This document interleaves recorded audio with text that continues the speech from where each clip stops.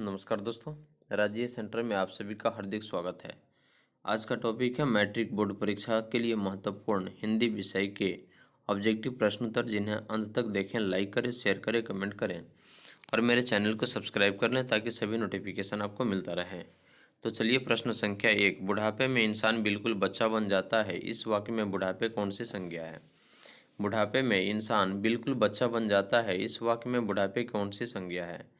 सही उत्तर है option number B, भाववाचक संज्ञा। बुढ़ापा भाववाचक संज्ञा है। लंबाई, अच्छाई, गहराई, ऊंचाई, खटास, मिठास, ये जितना भी है ना, ये सबका सब भाववाचक संज्ञा है, इसलिए बुढ़ापा भाववाचक संज्ञा हो गया। अगला प्रश्न है, विशेषण के मुख्यतः कितने भेद होते हैं? ऑप्शन नंबर ए, 4। आपने क्या खाया है, इस वाक्य में कौन सा वाक्य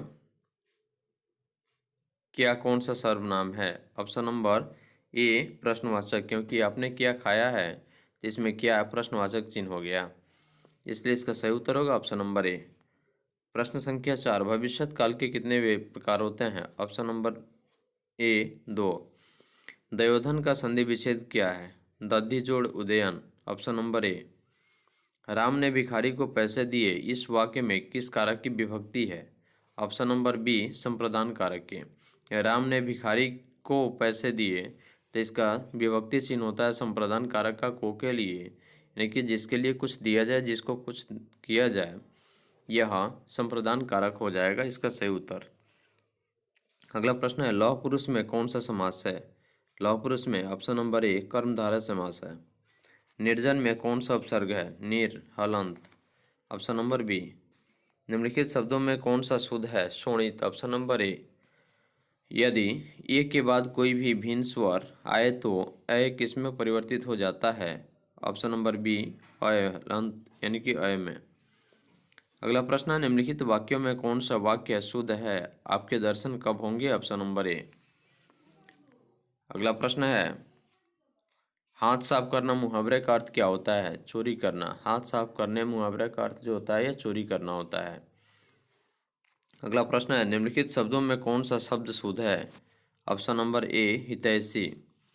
अगला प्रश्न है, अंतिम में कौन सा प्रत्यय है? अंतिम इम प्रत्यय है। ऑप्शन नंबर सी। अष्टाध्यायी में कौन सा समास है? ऑप्शन नंबर ए, द्विगु समास। प्रश्न संख्या 16, भारत में बेरोजगारी का एक प्रमुख और प्रत्यक्ष कारण क्या है? ऑप्शन नंबर ए, जाति प्रथा। प्रश्न संख्या 17, पेड़ पर कमरा किसकी रचना है? पेड़ पर कमरा किसकी रचना है? Option number A, Vinod Kumar Shukla. B R अम्बे बी आर नारायण ने किस कहानी का अनुवाद किया है? Option number B, Dahiwali Mangamma. कवयित्री अनामिका का जन्म कब हुआ? 1961 ईस्वी में। घनानंद की भाषा क्या है? Option number B, Brajbhasha. अगला प्रश्न है, किसके अनुसार सेनों ने सिद्धांतों को भी बदल दिया था? ऑप्शन नंबर ए, खोखा के अनुसार। अगला प्रश्न है, दारिश नामक सिक्कों से भरा घड़ा किसे दिया गया था? किसे मिला था? दारिश नामक सिक्कों से भरा घड़ा किसे मिला था? Option number B, Warren Hastings को। अगला प्रश्न है, ढाते विश्वास किस भाषा से अनुदित है? Option number C, Odia. दूर चट्टानों की ठंडी गोद में किस कवि की पंक्ति है? दूर चट्टानों की ठंडी गोद में किस कवि की पंक्ति है? Option number A, Rainer Maria Rilke. अगला प्रश्न है, जीवनानंद दास की किस कविता को प्रमुख आलोचकों द्वारा रविंद्रोत्तरम युग की श्रेष्ठतम प्रेम कविता की संज्ञा दी गई है? Option number A, Banalata Sen. अगला प्रश्न है, आध्यात्मिक शिक्षा से गांधी जी का क्या अभिप्राय है? ऑप्शन नंबर ए, हृदय की शिक्षा। आविन्यो में 19 दिनों के प्रवास के दौरान लेखक ने कितने गद्य की रचना की? ऑप्शन नंबर ए, 27। धरती कब घूमेगी किस भाषा से अनुदित कहानी है? Option number B, Rajasthani. Vajpayee को कौन सा रोग था? पा, पापति को कौन सा रोग था? ऑप्शन नंबर ए, मेनिंजाइटिस। प्रश्न संख्या 30, वीरेन डंगालवाल को किस कृति के लिए साहित्य अकादमी पुरस्कार मिला है?